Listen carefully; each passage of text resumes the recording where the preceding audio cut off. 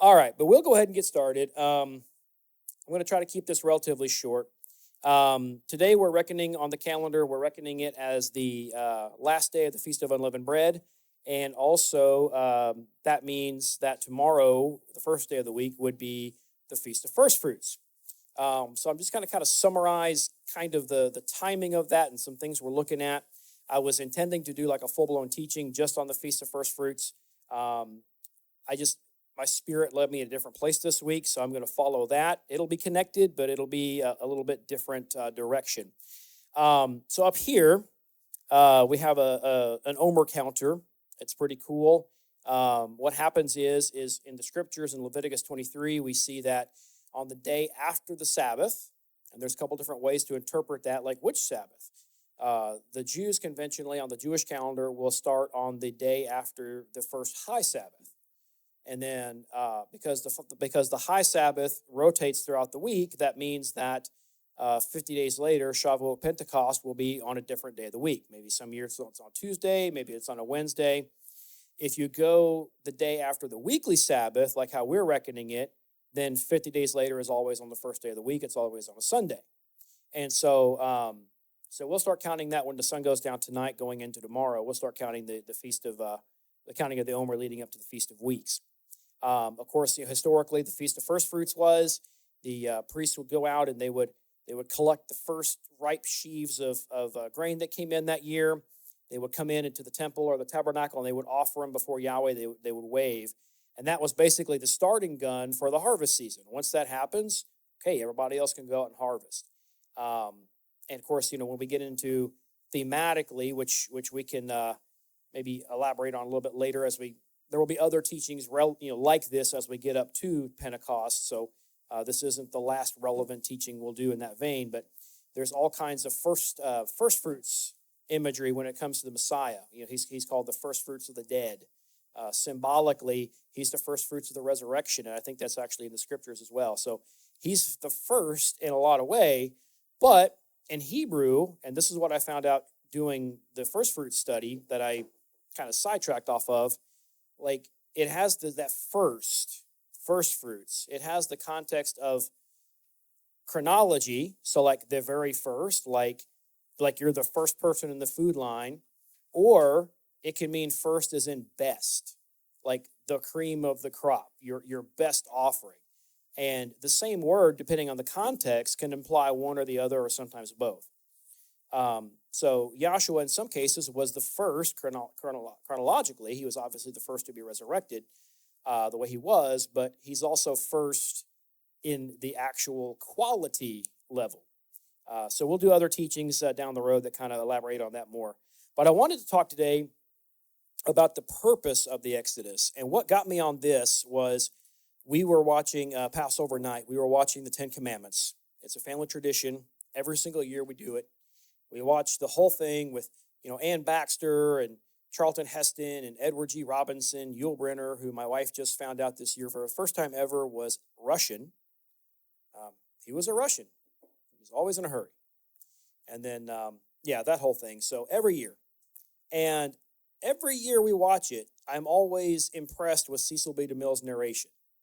He's just intense. And the way he speaks in almost like a King James English, but it's modernized for like gravitas and effect, it's just classic. But I got to thinking like, okay, you have all of the focus of that movie. They're taking a Bible story, a narrative, and they're making a Hollywood movie out of it. And then I got to thinking like, okay, there's the Prince of Egypt that came out in the 90s with Val Kilmer, who recently passed, and some others. I think Danny Glover was in it, and it was a big Hollywood production. And I got to thinking, like, Hollywood seems to have no problems making movies about the Exodus. As anti-Bible as Hollywood is generally, when you think about the content of what they put out, it's not just like anti-Christian anymore. It's just anti-biblical morality, even if you make it more abstract. They're pushing further and further away from the virtues that are in this book that we hold sacred, but yet they keep making Exodus movies. They made one a few years ago with Christian Bale. Now, granted, that was from a weird Gnostic humanist angle. It was bizarre. But they keep making movies like this. And I got to thinking, like, why? Why is that? Like, why does Hollywood seem okay with the Exodus, but they won't touch other stuff? Unless it's David. I guess there's this new House of David series out where they're like getting into like the gritty details of his sordid life and all of his stuff, because he had a lot of skeletons in his closet, a lot of baggage. And they're focusing on the negatives with David, it seems like. They're focusing on the tabloid soap opera kind of stuff as opposed to the man after Yahweh's own heart. They're not going to focus on that because they don't want to model that out there. So I got to thinking, like, what is going on here? So, like, in pop culture, I got to thinking about it. In our modern society, when generally speaking, people think of the Exodus, they think of two different purposes for the Exodus or two different things that it accomplished. And in my opinion, they're not totally off base, but they're misguided. They're missing the main purpose. And so I'm just going to go and I'm going to address both of these purposes. And then I'm going to get into what I think is the actual true purpose that Hollywood will never touch. When Hollywood makes Exodus movies, they're never going to touch on this theme that I'm going to present today. They'll touch on some of the other things because the low-hanging fruit, the obvious non-controversial stuff, but they're not going to touch on the point of the Exodus. So Cecil B. DeMille constantly, all through that movie, was talking about bondage. And I love the way he says it, bitter bondage, just dramatic, right?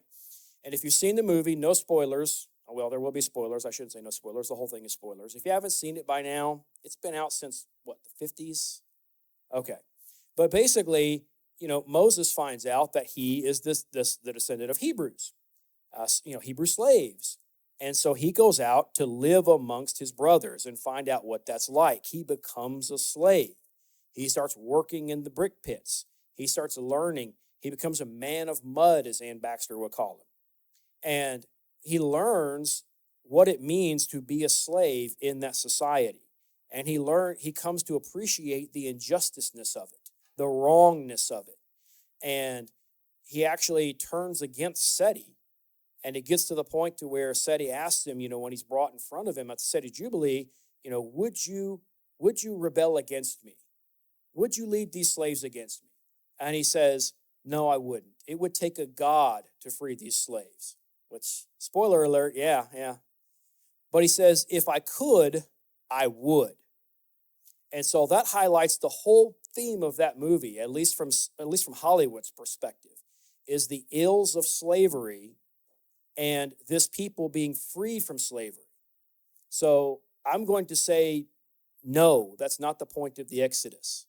And it might sound controversial, but I'm going to give some scriptures that prove it.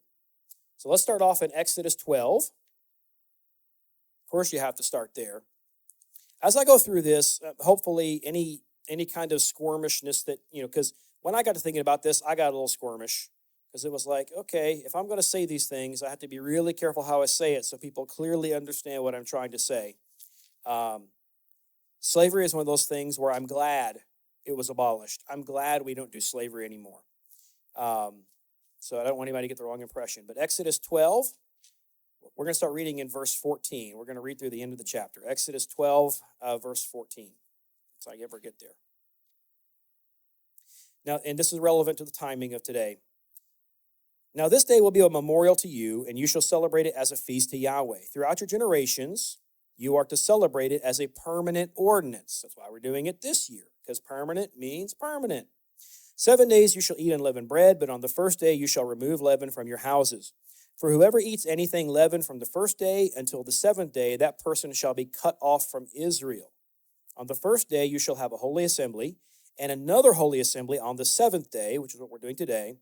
No work at all shall be done on them, except what must be eaten by every person. That alone may be prepared by you. You shall also observe the feast of unleavened bread, for on this very day I brought your hosts out of the land of Egypt. Therefore you shall observe this day throughout your generations as a permanent ordinance. So he's telling us to observe this because on that day he brought the hosts out of the land of Egypt. So obviously it's a memorial to the Exodus. In the first month, on the 14th day of the month at evening, you shall eat unleavened bread until the 21st day of the month at evening. 7 days there shall be no leaven found in your houses. For whoever eats what is leavened, that person shall be cut off from the congregation of Israel, whether he is a stranger or a native of the land. You shall not eat anything leavened. In all your dwellings you shall eat unleavened bread. Then Moses called for all the elders of Israel and said to them, Go and take for yourselves lambs according to your families and slay the Passover. You shall take a bunch of hyssop and dip it in the blood which is in the basin, and apply some of the blood that is in the basin to the lintel and the two doorposts, and none of you shall go outside the door of his house until morning. For Yahweh will pass through to smite the Egyptians. When he sees the blood on the lintel and on the two doorposts, Yahweh will pass over the... Oh, there goes my notes. Thanks, Ezra. I'll set my phone on top of it as a paperweight there. There we go. Okay. Where was I? Verse 20. Okay, so yeah. Yahweh will pass over the door and will not allow the destroyer to come into your houses to smite you. You shall observe this event as an ordinance for you and your children. How long? Forever. Yes. Hallelujah. When you enter the land which Yahweh will give you, as he promised, you shall observe this rite. When your children say to you, What does this rite or this ritual or this custom mean to you?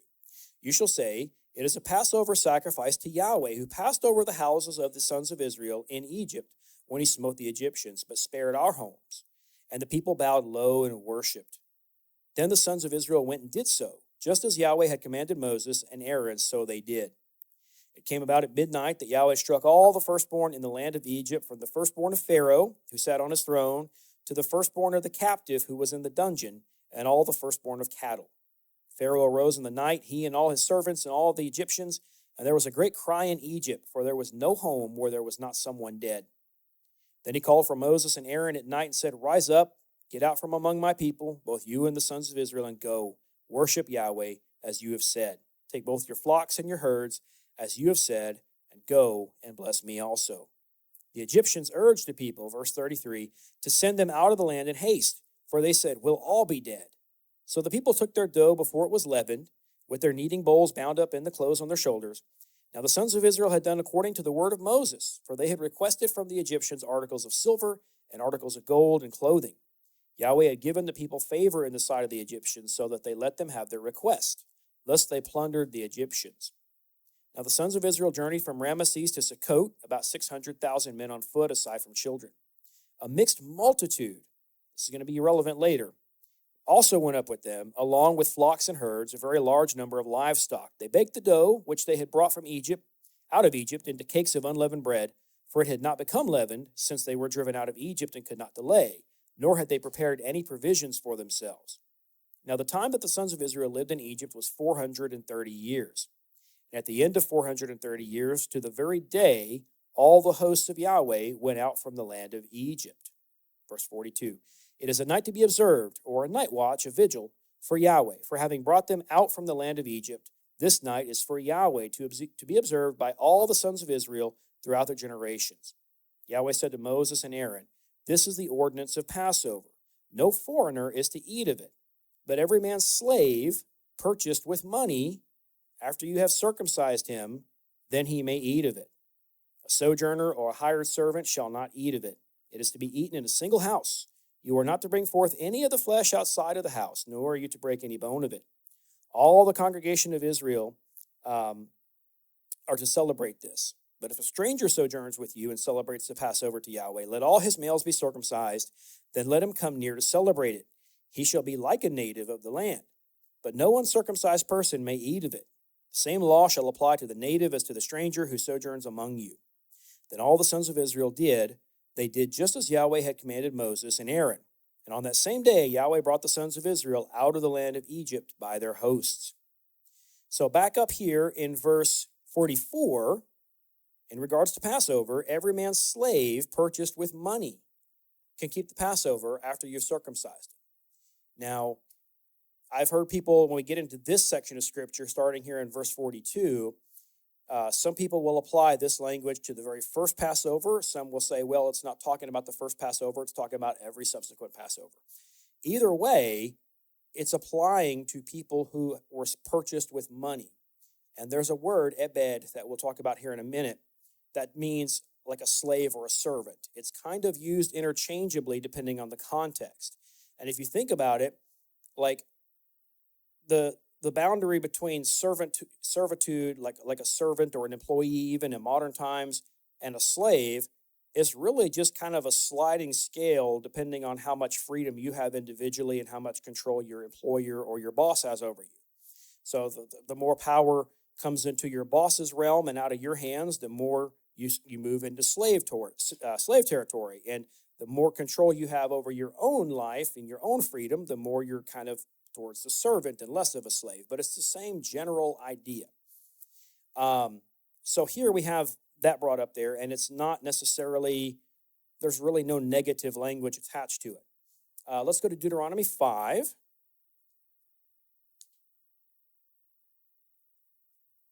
Deuteronomy 5, we'll read verse 1 through 21.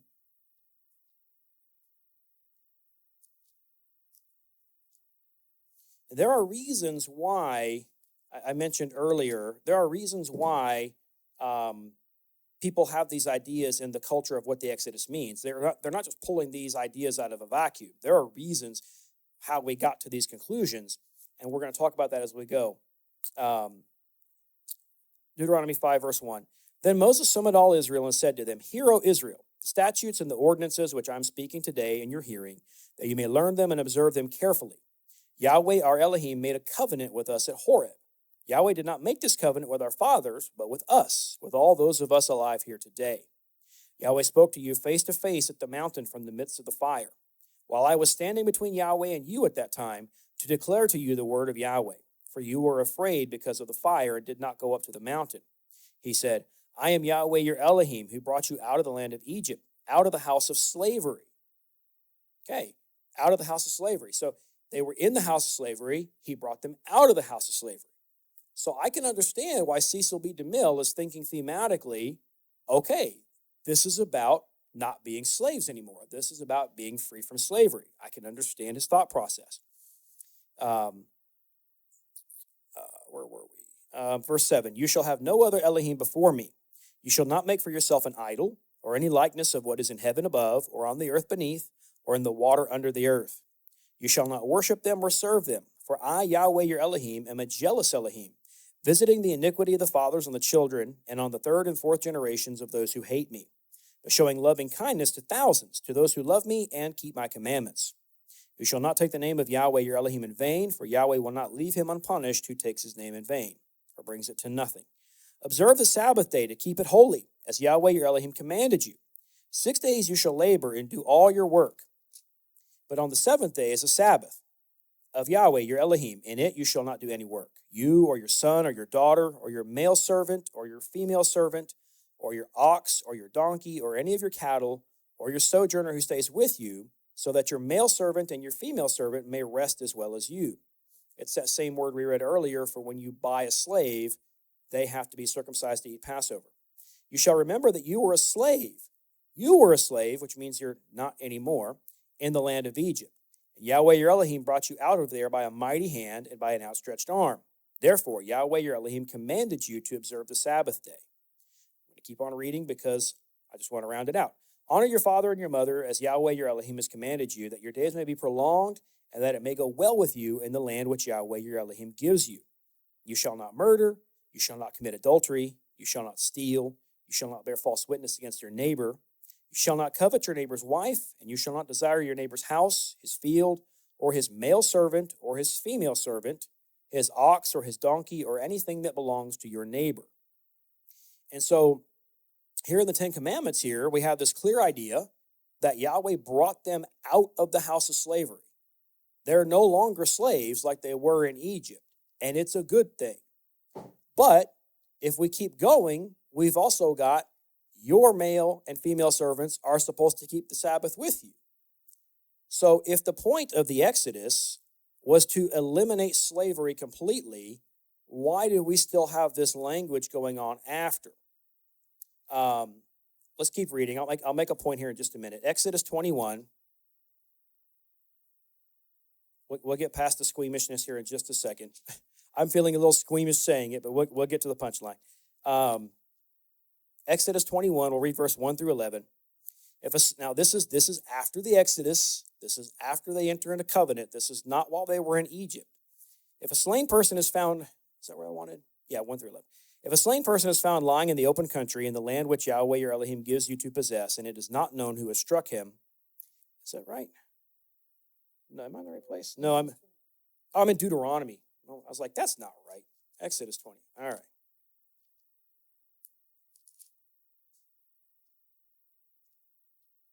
All right. Exodus 21. Of course, this is after the 10 Commandments. This is obviously after they were in Egypt. Here we go. Yeah, here we go. Now, these are the ordinances which you are to set before them. If you buy a Hebrew slave, it's that same word, he shall serve you for 6 years, but on the 7th he shall go out as a free man without payment. If he comes alone, he shall go out alone. If he is a husband of a wife, then his wife shall go out with him. If his master gives him a wife, and she bears him sons or daughters, the wife and her children shall belong to her master, and he shall go out alone. But if the slave plainly says, I love my master, my wife, and my children, I will not go out as a free man, then his master shall bring him to Elohim. Then he shall bring him to the door or the doorpost, and his master shall pierce his ear with an awl, and he shall serve him permanently.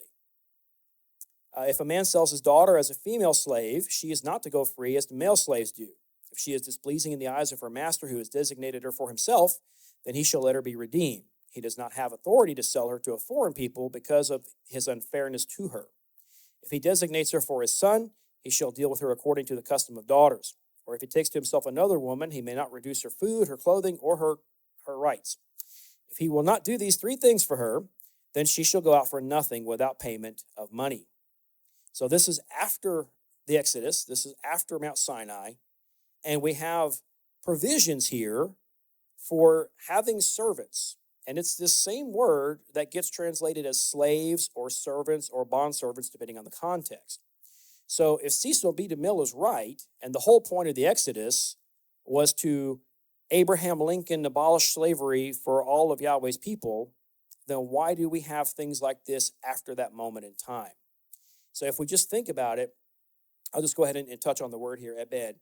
It's Strong's H5650. King James does it as servant, manservant, bondman, bondage, like slavery, and bondservant. It's this whole idea of some type of a servitude.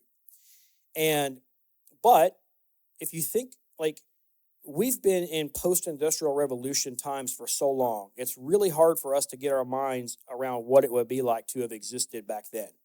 If you think about pre-industrial times, before we had steam power, before we had hydraulics, before we had, gears and all of this stuff, if you initially had an agricultural society where everyone just had a homestead and every family's out there, tilling the land, working, the land, taking care of their livestock, everybody in the family is serving, everyone's provided for. The moment you start having specialized fields like seamstresses, tailors, blacksmiths, tanners, doing things like that, fullers, making soap, you're pulling those people out of the fields to come and do these specialized things, but they still need to eat. So who's going to go out and work in those fields? It's really hard for me, just full confession, on a 95-degree, 80% humid day, it's hard for me to make myself go outside and do back-breaking, difficult work. Now imagine if I had to do that every single day all summer. You're not going to have many volunteers saying, sign me up to go replace those people who came out of the fields. So in that time frame, there was a practical need to compel people to serve. Thankfully, hallelujah, we're not in that time now. We don't have to be compelled to serve. At that time, though, if you wanted to get things done, besides just basic homesteading, you had to think this way. Solomon's temple doesn't get built unless he enlists 30,000 slaves to do it. It's in our Bibles. Now, I'm glad I wasn't one of those slaves. But we have these commandments in here that provide for provisions for in situations where servitude has to be forced on someone. This is how Yahweh wants it done, so it's done properly. Because human beings have corrupt hearts. We typically tend to be me first, and it's really easy to abuse people. Yahweh is putting protections knowing that in a society, certain things have to happen. They're not great. It's like with divorce. Divorce is not great. There was no command for Adam and Eve, to be married, and then a secondary command that says, thou shalt then get divorced. Yahweh didn't want divorce. Life is messy, though, so he made provisions for it. And I think it's the same way here. So while I wish Cecil B. DeMille was right, and I wish that one of the main themes of the Exodus was slavery across the board is over and done, Yahweh doesn't advocate it at all in any process. And when you go into the promised land, it's going to be this utopia where there's no forced service. I would love that to be the reality. But I can't in good faith read my scriptures and say that it was the reality. So, yes, with Israel specifically, they were being removed out of the house of slavery. Because if you think about it in that context, every Hebrew was a slave to the Egyptians. If you were Hebrew, you didn't have an opt-out clause. So he's creating a people here. He's pulling these people out of the house of slavery, but he's not abolishing slavery. He's basically saying, we're going to do it when we have to do it out of necessity, and we're going to put constraints on how we do it. Because the Egyptians who you guys were just with for 430 years didn't do that to you guys. They treated you harshly. They did things to you that no human being should do to another human being ever. We're not like that. And hallelujah, these commandments that deal with slavery are ones that we don't have to keep right now because they're irrelevant. I'm grateful for that. But in this time, they were very relevant. And so that's one theme of the Exodus that Hollywood loves to pull out. Every time they do an Exodus movie, they like to drive home the theme of, freeing the slaves and, slavery is bad. And yeah, it's not great. But that's not the point of the Exodus. Otherwise, Yahweh would have eliminated it altogether, in my opinion. Does that make sense? Chester? Okay.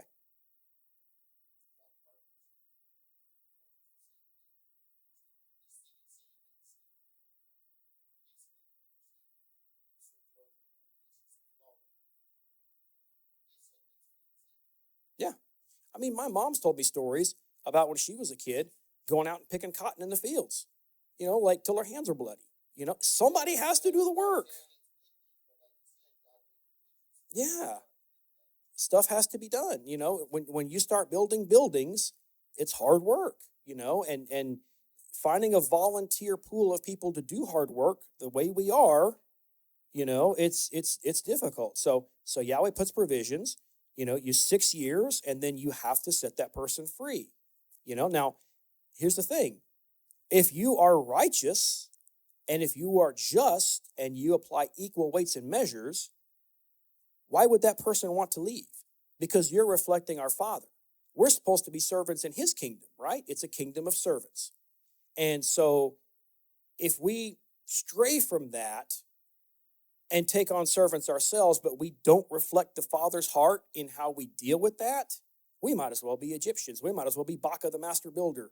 We might as well just be that. And I'm making some movie references here. If you haven't seen the 10 Commandments, you will eventually, especially if you come to our place around Passover. So Hollywood has that wrong. They have it right on some level that, yes, the Hebrews were no longer slaves in Egypt. That's 100% accurate. But the point of the Exodus, the purpose, was not to establish that as some guiding principle for humanity going forward and make some kind of a utopia. That wasn't the purpose. Now, I wish we were in a place where that could have always been the plan. But, Adam has to toil the earth from day one after the fall, and the more you get away from one man toiling, two men toiling, and you start to get into a more structured civilization, like I said, you start pulling people away from the fields. Now people have to take up the slack because the people that are making your horseshoes, the blacksmith, he has to eat too, and he's not farming. So there's a need in the community and a need in the society for hard labor, and there are rules in place here that make sure that's done justly. So I am, just to clarify here, I'm not saying, let's go back to slavery. It was so great. No. That's not what I'm saying. I'm saying hallelujah that we don't have to do that. But society, every society in the world, regardless of what it was, pre-industrial age, had situations to get things done where compelled labor was a requirement. And each of those civilizations had different ways that they implemented it. Some were more righteous than others. Here in America, Ours was not so righteous. Putting iron chains on people and spikes around their neck and all of these I can't even speak of some of these things in front of these children's ears. It was horrible. We have a book here that could have guided that, and it was ignored. So I'll just leave it at that. So Cecil B. DeMille, as much as he meant well, he was a little off. That was not the purpose of the Exodus. So the other thing that we see, and I hear this in the Maccabees, when they sing about these things, and I just had this whole thought process. I was thinking, okay, so Hollywood is totally okay with the Exodus. And when we look at Hollywood celebrities, when we look at, politicians, when we look at the world, and they start talking Bible holidays, holy days, do they ever get excited about Yom Kippur or Sukkot? What are the ones that they pull out? They pull out Passover, right? Purim's fun. You hear a lot about Purim. You see politicians having parties and such, celebrities having parties. And Hanukkah. Hanukkah's the big one. And when you listen to music like the Maccabees, when they get into these holidays, especially Passover, the theme that they're pulling out of it, and this is mostly coming from Brother Judah. Christianity generally doesn't see this same theme. Judah pulls it out, and they say, this is when the Jewish people were born. This is when the nation of the Jews was created. This is when we became a people. And that's true on some level, but not the way that they present it. If you think about those three holidays, the common theme that's celebrated out there in the pop culture is the Jews defeating their enemies. So like Passover, Pharaoh's defeated. He was the enemy of the Jews, right? Obviously, killing the firstborn males of the Hebrews was despicable. So when people are treating you like that and treating you as, in harsh bondage for 400 plus years, you're going to be kind of excited when you get out from under that and you see them get their punishment, So, but it's framed as almost like a victory of the Jews over Egypt in the pop culture. Now, when you look at Purim, kind of the same thing, right? It's a victory of the Jews over Haman, over Persia, over that edict that, they were supposed to go out and just kill all the Jews, right? Hanukkah, same thing. The Greeks were here. We had victory over them. And they celebrate these like national holidays, the same way Americans do like Thanksgiving or 4th of July. It's a similar kind of mindset. And I know this because I've seen different rabbis teach on it before. This is coming from them. This is not the purpose of the Exodus. The purpose of the Exodus was not to create a Jewish nation. The purpose of the Exodus was not to create a Hebrew nation. It wasn't to create a nation at all. Like, that was kind of an ancillary thing that kind of happened. Anytime you have a group of people organizing and forming some type of a government and it's got boundaries, we would call that a nation. But it wasn't the point of the Exodus. In other words, Yahweh is not just sitting there thinking like, the Amorites have a nation, the Egyptians have a nation, all these people have nations, but the Jews don't have a nation. I don't think that's what the scriptures validate. So let's read some of what the scriptures say. Let's go to Deuteronomy 7. This one's a really easy point to make. I want to shoot these down just real quick so that I can get into the real point of the Exodus, because to me, this is where it really gets exciting. So Deuteronomy 7. Doing it again. Deuteronomy 7. And I really mean Deuteronomy this time. Deuteronomy 7. All right. When Yahweh your Elohim brings you into the land, he's talking to the Hebrews, where you are entering to possess it, and it clears away many nations before you, the Hittites, the Girgashites, the Amorites, the Canaanites, the Perizzites, the Hivites, and the Jebusites, 7 nations greater and stronger than you. When Yahweh your Elohim delivers them before you and you defeat them, then you shall utterly destroy them. You shall make no covenant with them and show no favor to them. So right off the bat here, we've got language. The word nations is used, defeat. Okay, they're defeating these other nations. Okay. Furthermore, you shall not intermarry with them. You shall not give your daughters to their sons, nor shall you take their daughters for your sons. For they will turn your sons away from following me to serve other Elohim. Then the anger of Yahweh will be kindled against you, and he will quickly destroy you. But thus you shall do to them. You shall tear down their altars and smash their sacred pillars, hew down their asherim, and burn their graven images with fire. For you are a holy people to Yahweh your Elohim. Yahweh your Elohim has chosen you to be a people not nation, for his own possession out of all the peoples who were on the face of the earth. Yahweh did not set his love on you, nor choose you because you were more in number than any of the peoples, for you were the fewest of the peoples, but because Yahweh loved you and kept the oath which he swore to your forefathers, that Yahweh brought you out by a mighty hand and redeemed you from the house of slavery. So he's connecting it back there again.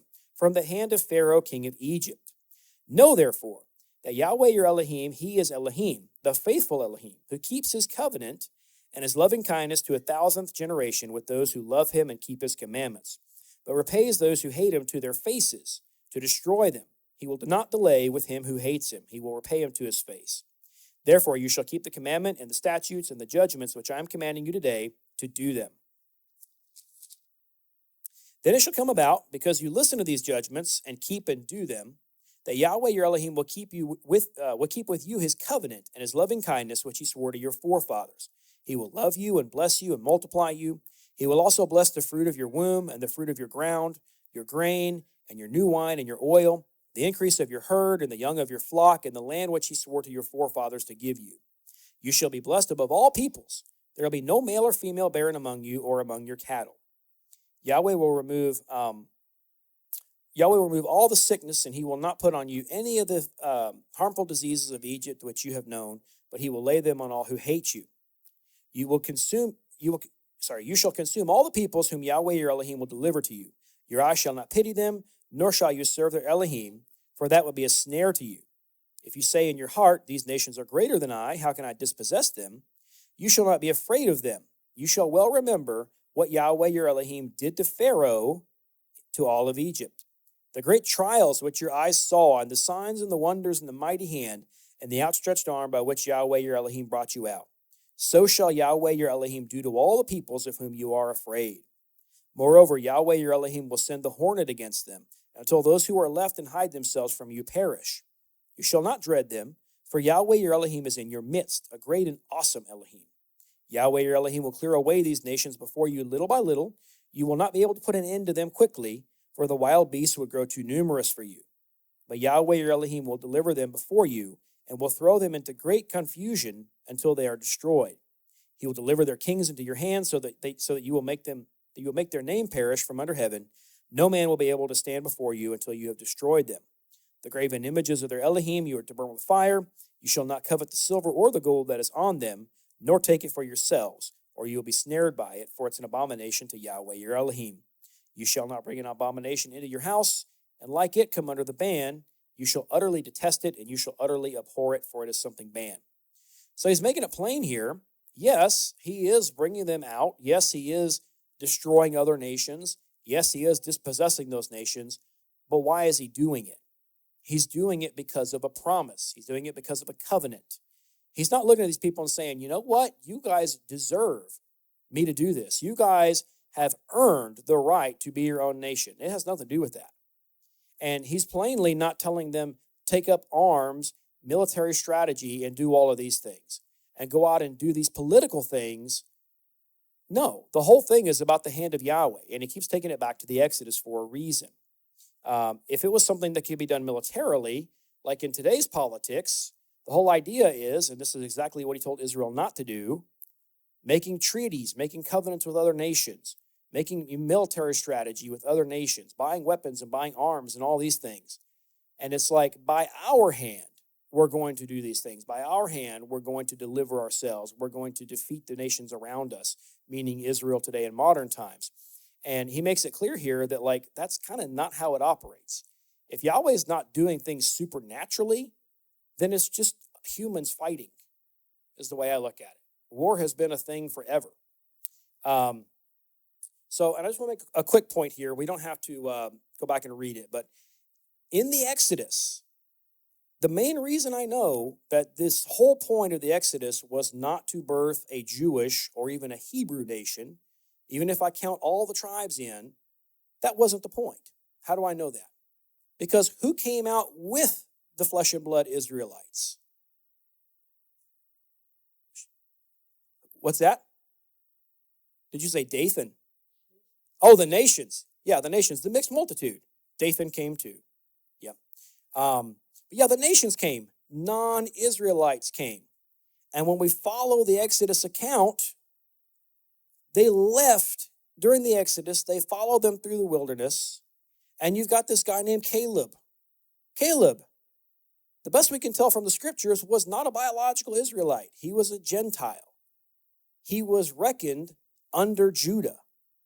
It's like when we get into Ezekiel, we won't read it here, but it talks about the two sticks, one for Joseph and his companions, one for Judah and his companions. Who were the companions?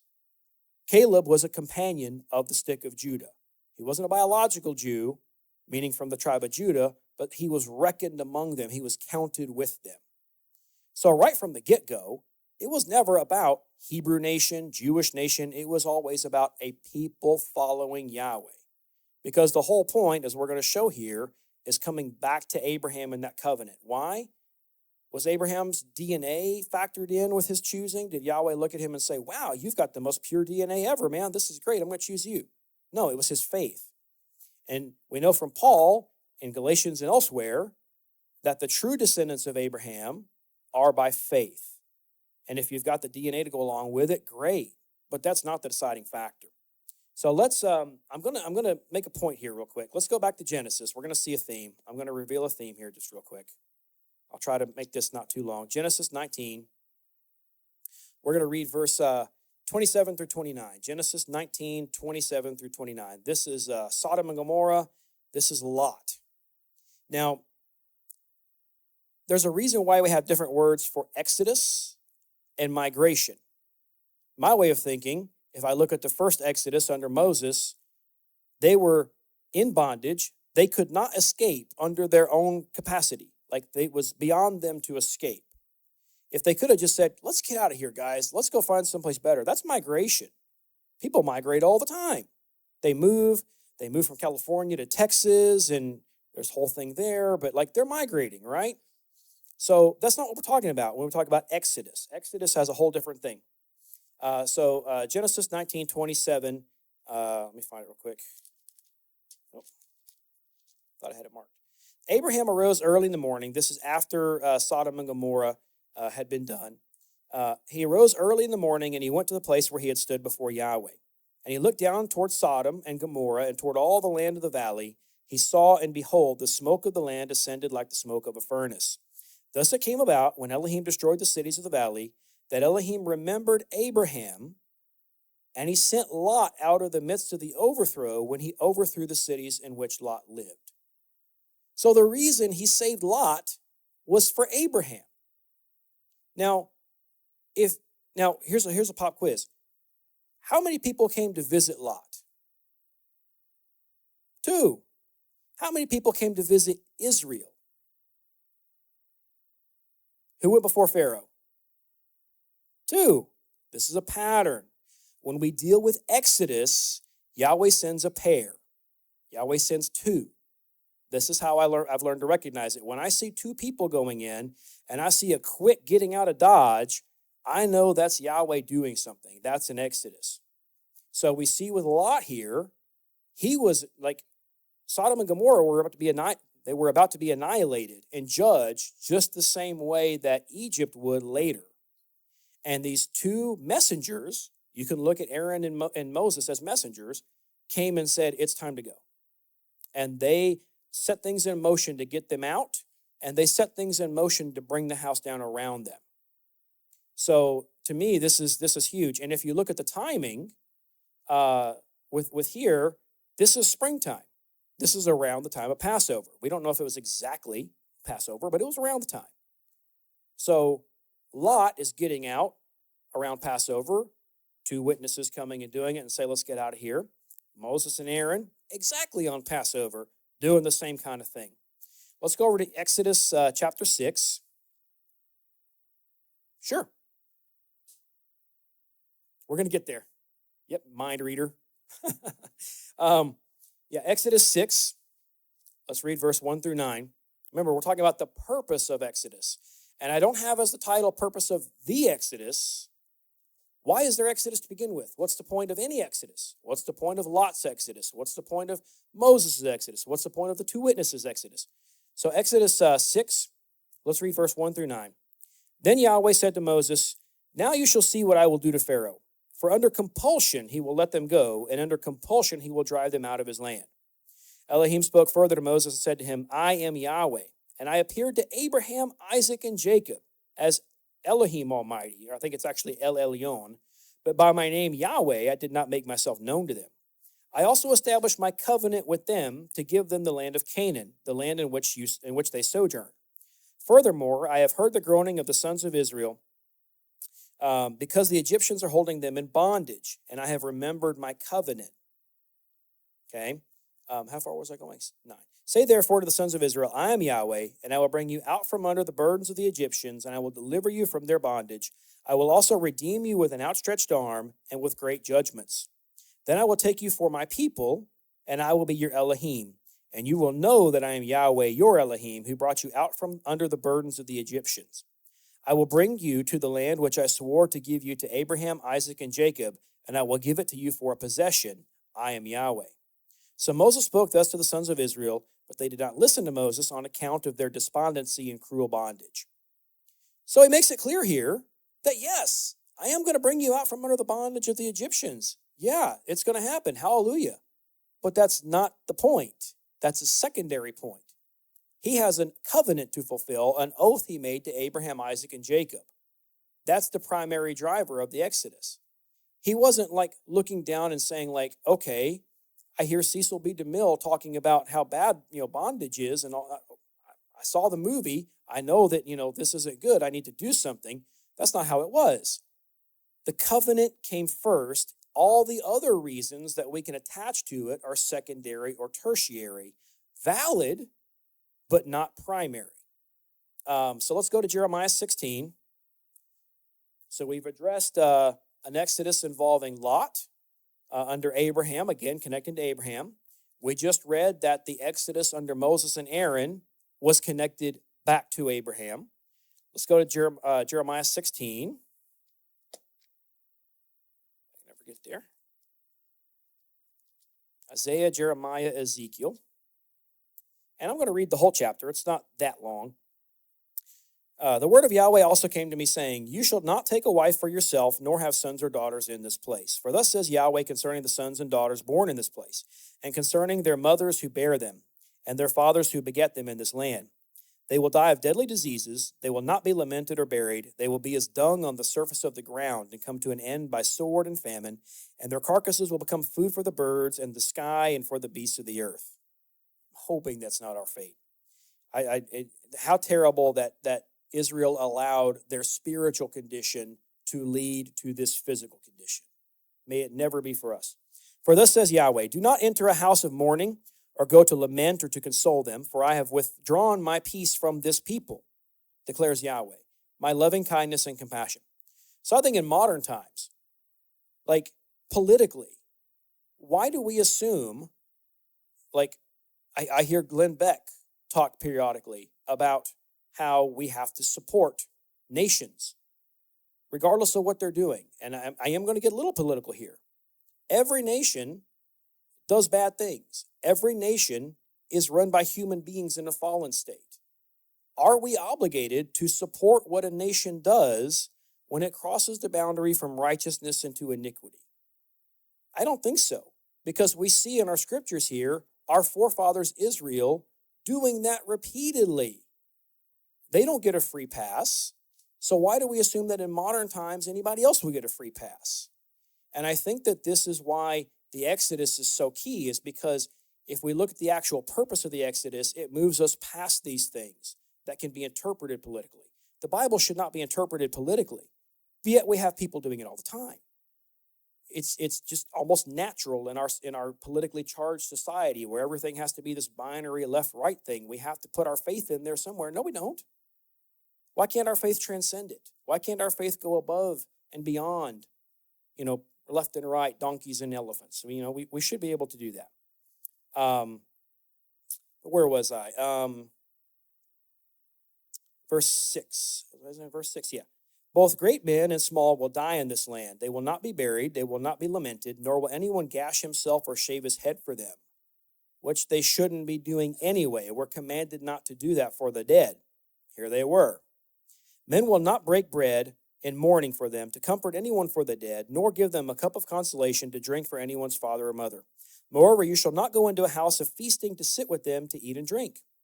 For thus says Yahweh of hosts, the Elohim of Israel, behold, I'm going to eliminate from this place before your eyes and in your time the voice of rejoicing and the voice of gladness, the voice of the groom and the voice of the bride. Now, when you tell this people all these words, they will say to you, for what reason has Yahweh declared all this great calamity against us? And what is our iniquity? Or what is our sin which we have committed against Yahweh our Elohim? The hubris of these people. And yet we see ourselves in these people if we're honest. We can be here too if we're honest about it. Then you are to say to them, verse 11, it is because your forefathers have forsaken me, declares Yahweh, and have followed other gods and served them and bowed down to them. But me they have forsaken and have not kept my Torah. You too have done evil, even more than your forefathers. For behold, you are each one walking according to the stubbornness of his own evil heart without listening to me. So I will hurl you out of this land into the land which you have not known, neither you nor your fathers, and there you will serve other gods day and night, for I will grant you no favor. These are the same people that he brought out of Egypt with the mighty hand. Generations later, but the same people. Verse 14, therefore, behold, days are coming, declares Yahweh, when it will no longer be said, as Yahweh lives, who brought up the sons of Israel out of the land of Egypt, but as Yahweh lives, who brought up the sons of Israel from the land of the north and from all the countries where he had banished them. For I will restore them to their own land, which I gave to their fathers. Behold, I'm going to send for many fishermen, declares Yahweh. They will fish for them. Now, if I read the New Testament and I see the Messiah going around to fishermen and saying, follow me and I'll make you fishers of men, assuming that they know their scriptures, if I'm Peter, this is where I'm going. And I'm thinking, wait, he just asked me to fulfill the prophecy in Jeremiah 16. I can't think of anything more humbling, but this is what we're looking at. And afterwards, I will send for many hunters. They will hunt them from every mountain and every hill and from the clefts of the rock. Now, just a brief sidebar. When we talk about spreading the gospel, in the old days, the whole fishing concept, you cast your net out wide and you catch whatever you can. You're hoping that there's some good fish in there. You'll probably get some bad fish, but you're aiming for quantity. Hunter doesn't do that. A hunter, in theory, goes out in the woods with a rifle or maybe a bow and arrow. He's hunting one, or she is hunting one creature at a time, generally. There's skill. You have to identify who you're going after. You have to know their patterns. You have to know their territory. You have to know the right tool to use, etc., etc., etc. It takes skill to hunt. Not that it doesn't to be a fisherman, but it's a completely different skill set. So I think what he's talking about is here in the latter days, we have an approach to where if we're looking to bring people in the gospel, the good news, our approach shouldn't be just cast your net out as wide as possible. It should be look for specific people who may be amenable to this. Look for people who are hungering and thirsting for the words of righteousness. Look for people whose soil might be ready. Work on them. Yeah, you might have to track them for a few weeks or months or even years sometimes, like our good doctor that we've been working with for a while, you know. It's relevant.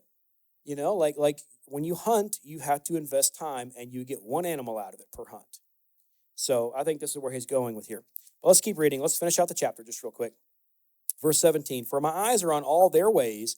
They are not hidden from my face, nor is their iniquity concealed from my eyes. I will first doubly repay their iniquity and their sin, because they have polluted my land. They have filled my inheritance with the carcasses of their detestable idols and with their abominations. Their inheritance, the land that they are promised to inherit because of their connection to Abraham. O Yahweh, my strength and my stronghold and my refuge in the day of distress, to you the nations will come from the ends of the earth and say, our fathers have inherited nothing but falsehood, futility, and things of no profit. Can men make gods for himself, yet they're not gods? Therefore, behold, I'm going to make them know. This time I will make them know my power and my might, and they shall know that my name is Yahweh. And I can't help but think of Pharaoh. Pharaoh found out pretty quick who Yahweh was. I don't know your God, Moses. Who is this? Who is this God that has no name? Yeah, you kind of find out, didn't you? Jeremiah 31, we're getting close to the end here. I am going to read the whole chapter. This is the new covenant. And I could just go right to Jeremiah 31:31, but for context, we're going to go the whole chapter. And if I was really going to belabor the point, I could start back in chapter 30 because it's one big block of context. At that time, declares Yahweh, I will be the Elohim of all the families of Israel, and they shall be my people. In my opinion, that's the ultimate covenant. He will be our Elohim, we will be his people. It's like when I asked my wife to marry her and she said yes, that's an agreement. A covenant was made. There are technicalities, I understand. Technically, I didn't ask her. I just said, hey, I asked your dad his blessing to marry you, and he said it was totally cool. And she's like, okay. So there wasn't technically a proposal, but anyway, I'm glad she accepted my non-proposal. But either way, there was an agreement to join in union. Anything after that, you're working out the logistics of that. What does it mean? You know, conventionally in Hebrew culture, they had a ketubah, they had a marriage contract. You iron out the details of what that marriage is going to look like. You deal with property transactions, you deal with family relationships, you work all that stuff out covenantally. But the fundamental covenant is between a man and a woman. In this case, it's between a mighty one, and Elohim, and his people. That's the fundamental covenant. Everything else builds on that. Verse 2. Thus says Yahweh, the people who survived the sword found grace in the wilderness. Did I just read the word grace in the Old Testament? That's interesting. Israel, when it went to find its rest, Yahweh appeared to him from afar, saying, I have loved you with an everlasting, not temporary love. Therefore, I have drawn you with loving kindness. Again, I will build you, and you will be rebuilt, O Virgin of Israel. Again, you will take up your tambourines and go forth to the dances of the merrymakers. Again, you will plant vineyards on the hills of Samaria. The planters will plant and will enjoy them. For there will be a day when watchmen on the hills of Ephraim call out, Arise and let us go up to Zion, to Yahweh our Elohim. For thus says Yahweh, Sing aloud with gladness for Jacob, and shout among the chief of the nations. Proclaim, give praise, and say, O Yahweh, save your people, the remnant of Israel. Behold, I am bringing them from the north country, and I will gather them from the remote parts of the earth, among them the blind and the lame. Now, I don't have this here. I should have brought a copy of it. In the Septuagint, the Greek translation of the Old Testament, in this spot, it says, I will gather them from the north country and will gather them from the remote parts of the earth at the Passover. It says it in the Septuagint.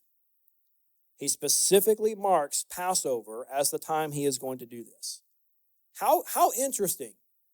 Two witnesses show up with Lot around Passover. Two witnesses show up in Israel, in Egypt around Passover. And then now, in the context of the second Exodus that's coming, it's not in our Masoretic, you have to go look in the Septuagint, but there's Passover theme here as well.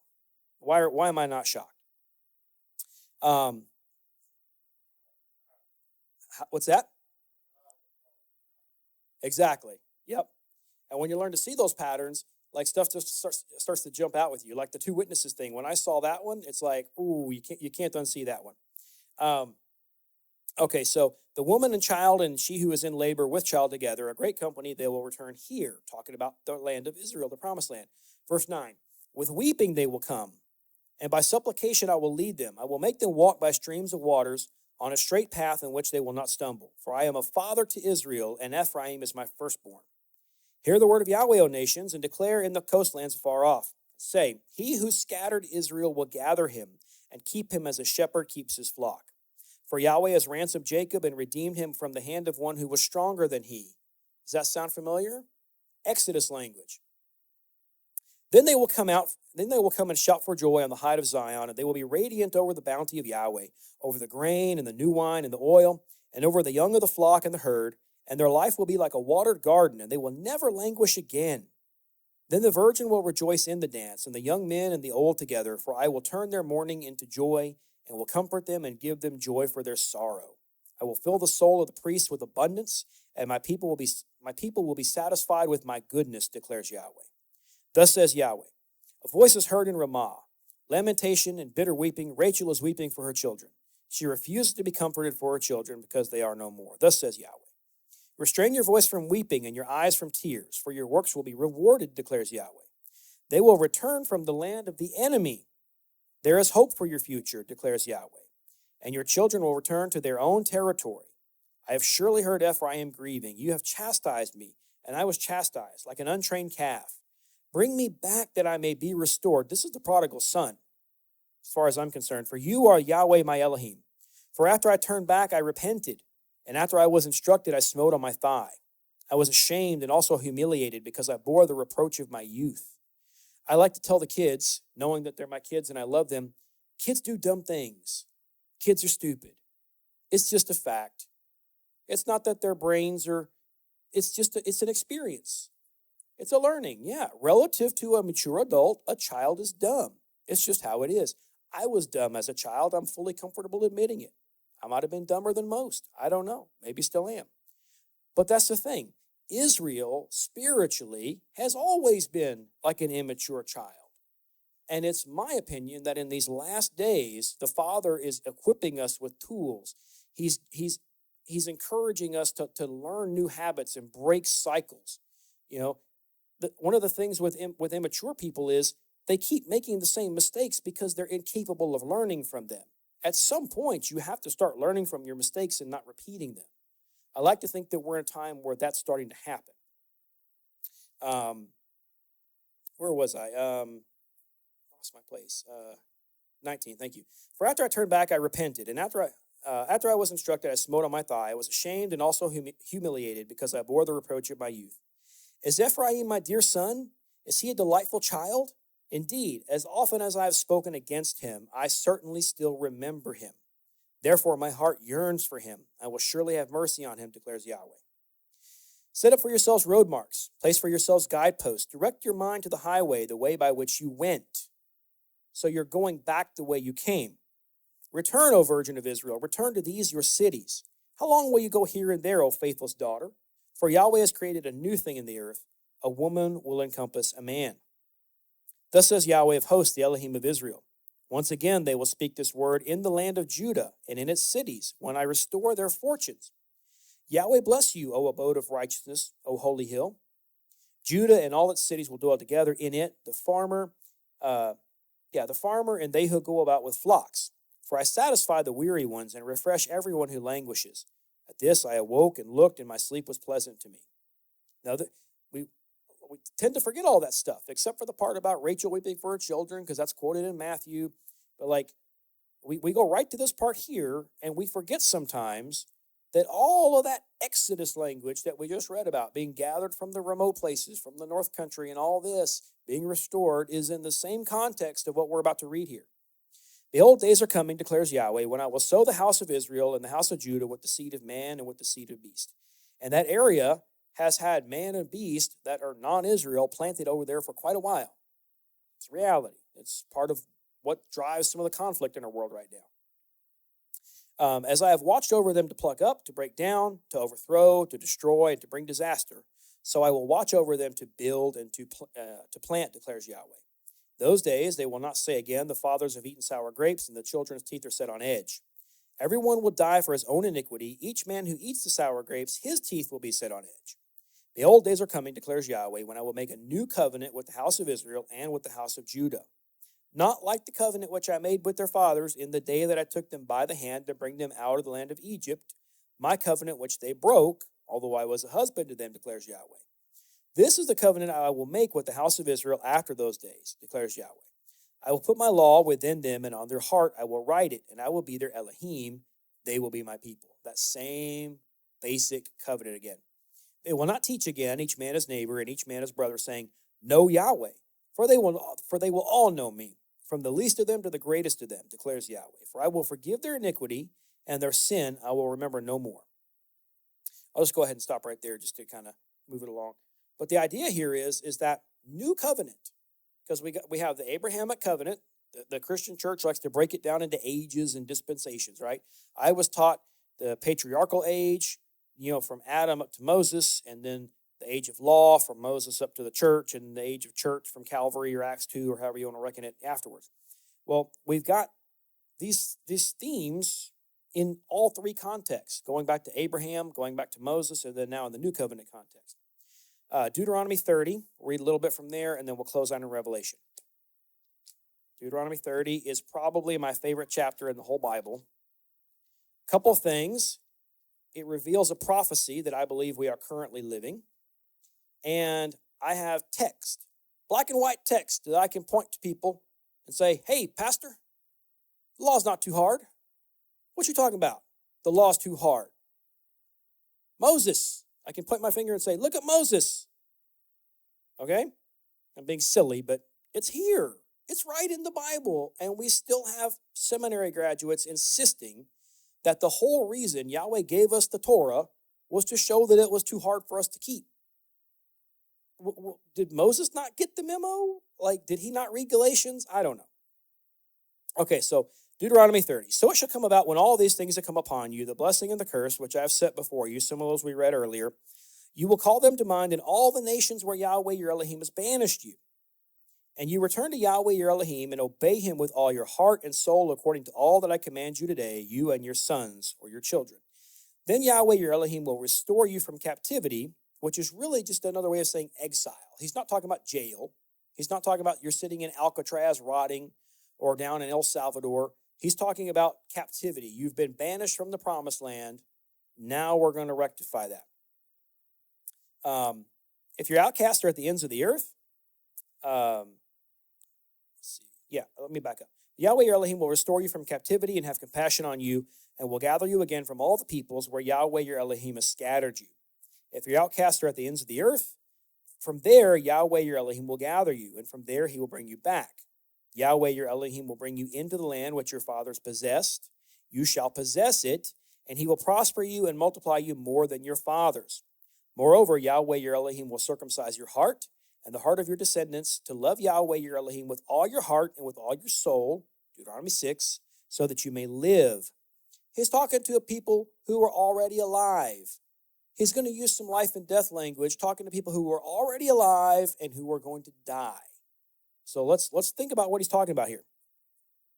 Yahweh your Elohim will inflict all these curses on your enemies and on those who hate you and persecuted you. You shall again obey Yahweh and observe all his commandments, which I command you today. Now, he told us earlier why the nations hate and persecute Israel. It's not because they're Israel. It's not because they're Judah. It's not because they're Jews. There's no racism about it. It's because of their actions. The nations are looking at Israel's actions. And they're saying, you guys claim to follow Yahweh? We can see what his book says. You guys are preaching us all the time what the book says. Atheists out there, the average atheist is not anti-God in general, as in, they don't hate the idea of deity. They hate the Christian God. Generally speaking, most atheists, when you break it down, they hate the Christian God. There's a reason for that.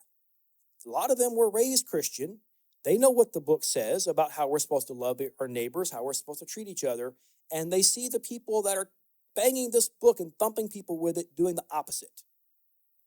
And they're like, why would I want to serve that God? His people are a bunch of nutcases. And on some level, I don't blame him. We're breaking the commandment by bringing Yahweh's name, his authority, his reputation. We're reducing it in the sight of the nations by our own actions. When we take the words of this book and say, hey, everybody, you need to do what this book says, and then we fail to do that ourselves. And I'm sure everybody in this room, I've been guilty of it at least a couple times in my life, maybe more, because I'm human. It's what we do, but we've got to do better. Okay, so where was I? I get excited when I talk about this here. So verse 8, you shall again obey Yahweh and observe all his commandments, which I command you today. Then Yahweh your Elohim will prosper you abundantly in all the work of your hand, and the offspring of your body, and in the offspring of your cattle, and in the produce of your ground. For Yahweh will again rejoice over you for good, just as he rejoiced over your fathers. If you obey Yahweh your Elohim to keep his commandments and his statutes, which are written in this book of the law, if you turn to Yahweh your Elohim with all your heart and soul, for this, he's talking new covenant language here. New heart, new spirit, circumcision of the heart, all this kind of stuff. That's new covenant stuff.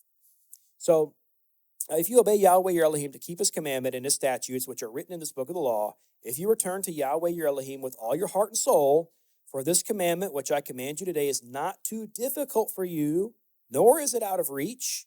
It's not in heaven that you should say, who will go up to heaven for us to get it for us and make us hear it that we may observe it?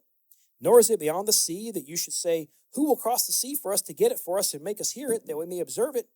But the word is very near you, in your mouth and in your heart, that you may observe it. See, I've set before you today life and prosperity, death and adversity, to people who are living and will die. They don't have choice.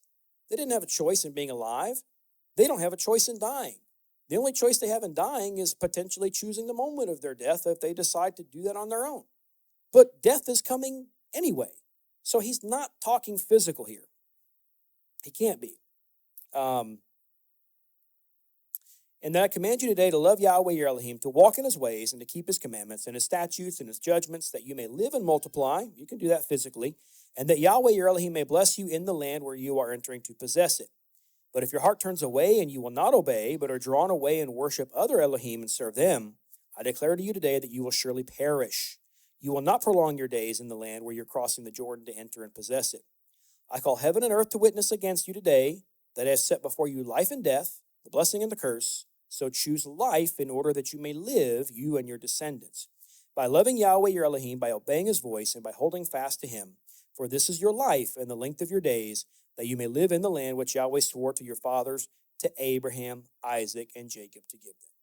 It just keeps going back to Abraham, Isaac, and Jacob. It keeps going back to this fundamental covenant. So we'll close out in Revelation. I'm going to touch on some things from chapter 11 and 12. I'm not going to read the whole thing. I'm going to touch on some key points, and then we'll be done. So yes, freeing his people from bondage happened. Hallelujah. But it's not the point of the Exodus. Taking a people and making a nation out of them happened, depending on how you define nation. That's a good thing. Not saying it didn't happen, but it wasn't the point of the Exodus.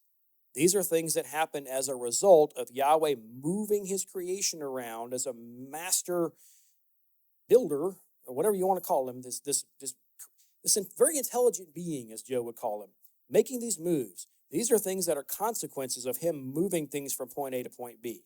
Good things happen in the middle. So Revelation 11, we're just going to touch on this real quick here. And I believe that this is 100% Exodus language. So I'm just going to start reading in verse 1.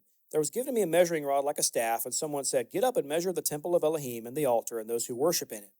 Leave out the court which is outside the temple and do not measure it, for it's been given to the nations. They will tread under the foot the holy city for 42 months. I will grant authority to my 2 witnesses. They will prophesy for 1,260 days, clothed in sackcloth. These are the 2 olive trees." This is a reference to Zechariah. "And the 2 lampstands that stand before the master of the earth. If anyone wants to harm them, fire flows out of their mouth and devours their enemies. So if anyone wants to harm them, he must be killed in this way. They have the power to shut up the sky so that no rain will fall during the days of their prophesying. They have power over the waters to turn them into blood." Sounds a little familiar. "To strike the earth with every plague as often as they desire. When they finish their testimony, the beast that comes up out of the abyss will make war with them and overcome them and kill them. Their dead bodies will lie in the street of the great city, which mystically or secretly is called Sodom and Egypt." Didn't we just read about 2 cases where 2 people showed up to these locations and said, "Let's go"? Right? Sodom and Egypt. He chose those for a specific purpose. And he's saying that this city is, you could almost say, like allegorically. These are symbolically, like they're connected. And he tells us where this place is, where also their master was crucified. There's one place on earth where our master was crucified, impaled, whatever language you want to use, Calvary, which was in Jerusalem. So he's basically saying Exodus 1, Sodom, Exodus 2, Egypt, Exodus 3, Jerusalem. And of course, we know from the Gospels, Luke, I always get it mixed up, Matthew 24, Luke 21, Mark 13, I think all of that discourse, where he's talking about when you see the abomination that causes desolation, let the reader understand. When you see armies surrounding Jerusalem, let those who were in the city go out into the mountains. This is what you do when a city's coming under siege. You don't stay in that city when it's surrounded by armies. You get out in the country. You get out as far as you can. So this is the same kind of Exodus language. You didn't want to be in Egypt when it fell. Historically, the theory is that you had this people they called the Hyksos, or the sea peoples. And there's debate on who they were, but depending on how you look at the chronology, it looks like Israel left, Egypt was in shambles, and the sea peoples came in and took advantage of that on the back end. Some people think the Israelites were the sea peoples. I don't see evidence for that personally because they didn't come from the sea. But these people invaded Egypt when they were weak. That was like the weakest point in their history after Yahweh himself just dealt that blow to them. So I see the same thing here. So if we go over into 12, I'm just going to kind of go through some of this language here. And this takes me back to the first Exodus as well with Moses. I'll start reading in verse 1, Revelation 12. A great sign appeared in heaven, a woman clothed with the sun, the moon under her feet, and on her head a crown of 12 stars. I'm excited, so I'm speeding up my speech. I got to slow down. She was with child. She cried out, being in labor and in pain to give birth. Then another sign appeared in heaven, and behold, a great red dragon having 7 heads and 10 horns, and on his heads were 7 crowns. His tail sweeps away a third of the stars of heaven and threw them to the earth. The dragon stood before the woman and who was about to give birth, so that when she gave birth, he might devour her child. She gave birth to a son, a male, who was to rule all the nations with a rod of iron, and her child was caught up to Yahweh and to his throne. Now, if I think back to the Exodus, we had Pharaoh who made the decree to kill all the Israelite firstborn males. One of those was saved and caught up, not to Yahweh's throne, but basically to Pharaoh's throne. He was brought into the king's palace. So very similar language here, just different circumstances. And where was I? Then the woman fled into the wilderness where she had a place prepared by Elohim, so that there she would be nourished for 1,260 days. And of course, we have the war in heaven. I'm going to skip past that just real quick. But I want to get to some of this other language here. If I go down to verse 13. When the dragon saw he was thrown down to the earth, he persecuted the woman who gave birth to the male child. The 2 wings of the great eagle were given to the woman. This is Exodus language. Yahweh talks about bearing his people out of Egypt on the wings of a great eagle, like an eagle does its young. Same language. And incidentally, there's a map around somewhere of Israel. If you look at the Dead Sea area, if you look over at the mountains over to the east, there's a little peninsula that sticks out into the Dead Sea, and it looks kind of like the head of an eagle, and the mountain area where Moab, Ammon, and Edom are look kind of like wings. You see it on a map. Once you see it, you can't unsee it. And that's the area where Israel first entered into the land. They came up through that territory. Now, they had to go around it up to the north, but it's that general area. And I think that's fascinating. But check this out. So she's going to fly into her place in the wilderness where she was nourished for a time, times, and half a times from the presence of the serpent. The serpent poured water like a river out of his mouth after the woman, so that he might cause her to be swept away with the flood. But the earth helped the woman, and the earth opened its mouth and drank up the river, which the dragon poured out of its mouth. This sounds like Pharaoh. Pharaoh's armies are chasing after Israel, trying to devour Israel. What happens? Instead of the earth opening up and devouring, the water does. Same idea. It's just different language, different circumstances. So to me, he's giving us here, and this is all relevant to these 2 witnesses. We have this whole pattern again of 2 messengers, 2 witnesses showing up saying, let my people go, basically. Now, Sodom and Gomorrah, different circumstances, they were marked for destruction no matter what. But I think in our times, understanding the purpose of the Exodus, if this second Exodus happens in our lifetime, we need to understand Hollywood has no authority. They have no license to interpret scripture for us, but yet they do. They're not going to talk about this. They're not going to talk about, these themes of Abraham's covenant and Yahweh making a people towards himself. And it's not based on nationality. It's not based on all of these man-made concepts, these political things. The world wants to keep it political. Yahweh is raising it so far above the political realm here, depending on how you interpret the beast here as a political system, as a government, as a religion, maybe all the above, like this whole thing is transcending that. He's not using political means to do this. He's using his own right hand. And when we understand that and why he's using his right hand, I think hopefully it helps us to understand where we fit in that. Like if we're following after Father Abraham and endeavoring to walk in his faith, this is our Exodus. This is our Exodus. And what does he say? They overcame who? They overcame Satan by what? We could read it. I skipped over it. Hallelujah. The blood of the Lamb. Passover language. Imagine that. So the first Exodus, they overcame by the blood of the Lamb. You're not getting out of Egypt unless you come under the blood of the Lamb. It ain't happening. If you're a firstborn Israelite and you don't come under the blood of the Lamb, you are a carcass. That's it. Who wants to be a carcass? I mean, I will be one day, but I don't want to be. You know, I want to choose life. So they chose life by coming under the blood of the Lamb. The pattern's been the same. The pattern's never changed. This is why Passover is so huge. This is why I tell my Christian brothers and sisters, you can read about Passover, you can read about Calvary, you can read about the cross, you can read about the blood, you can read, study. You don't know unless you do. Unless you keep Passover, you will never fully understand the things that you're reading in this book, the things that you're talking about, the things you're even teaching to your children. Yes, you'll have some truth there. You're not going to be totally wrong, but you're not going to fully understand the depths and the riches of it unless you endeavor to actually live it. The blood of the Lamb was a physical lamb and it was a spiritual lamb. Yahweh set that up for a reason. And to just ignore the physical component in favor of the spiritual, or ignore the spiritual component in favor of the physical, is to miss the entire point. And so with the Exodus, to look at these physical purposes, political, like these man issues that we deal with, the hurt that we impose on each other, yeah, Yahweh can free us from that, yeah, but we keep doing it. That cycle of hurting people has never been broken. It just keeps going and going and going. First Exodus, second Exodus, we can have all the Exoduses in the world. It's not going to change the heart. But I think that understanding our purpose in this has the opportunity to change our hearts because we're aligning our hearts more to His will. And I don't want to miss this next Exodus if it's in my lifetime.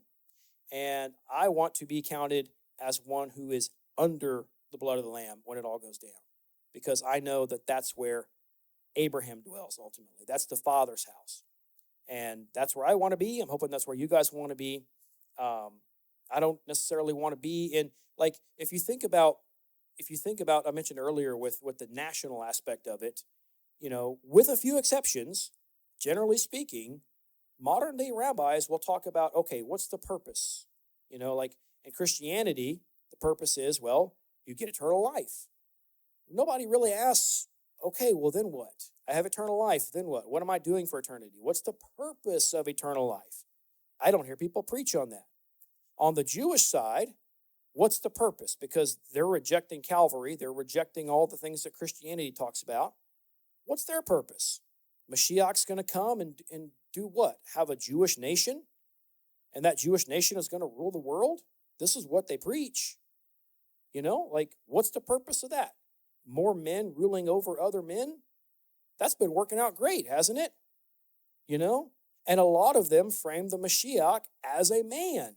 Not even anything greater. Yes, he's got more esteem, he's got more knowledge, depending on which rabbi you talk to, because you can have 3 rabbis in a room and have 4 different opinions. Say the same thing with Christians too, because we're all like that. But the thing is, like, that misses the point. The point is love. The point is Abraham wanted more. He wanted to transcend the religious and the political systems of his day. Yahweh saw that and says, I can work with this. Abraham's looking around and seeing, like, you guys are worshiping gods that you made. That's dumb. Like, I want to worship the one who made you. I want to find out who's at the very top, the most high. That's the one I want to deal with. Abraham said, Yahweh looks at that and says, that's the guy I want to work with. And anybody that follows that same heart, Yahweh wants to work with. I'll just quote Steve Berkson before I quit here. I don't know how long it's been here. Oh, wow, we've gone a long time. Steve Berkson used to always say, and he probably still does, are you the kind of person the Father would want to spend eternity with? Like, if you're the person that just does the bare minimum, if you're taking, the mainstream route of saying, like, oh, I just want to figure out what I need to do to be saved and do that, so I have eternal life. Okay, I don't serve the God of the bare minimum. That's the bare minimum. Abraham wasn't looking for the bare minimum. He could have done the bare minimum, but he was going for more. You know, these kinds of ideas of just limiting ourselves and not striving for more. For me, Passover is all about, the start. It's the start of that journey. It really, I could just keep going. I need to stop. Like, you start under the blood of the Lamb, you keep going, you go through testing, you eventually get to Sinai where he teaches you his ways because he wants you to do his ways. When you eventually get to the promised land, he wants you to live his ways. He didn't say, like, we're going to do Passover, come under the blood, and then go right into the promised land. That's Christianity. You get saved and you go right in, you got your golden ticket. He didn't skip the blood of the Lamb and go right to Mount Sinai. That's Judaism. The way is both. There's a reason why it's called a narrow gate. Two guys, I mentioned one of them earlier, Caleb. Joshua and Caleb were the only two guys who were adults in that generation who actually entered into the promised land. And I think it's because they understood the purpose. They understood what Yahweh was doing, and they let that be their heart's compass. So let it be for us. I'm going to close it there. It's been long. I think I went over an hour. I'm sorry, everybody. I was trying to keep it shorter, but you know me, I'm an old windbag. Questions, comments, and strong opinions. We'll open the floor up.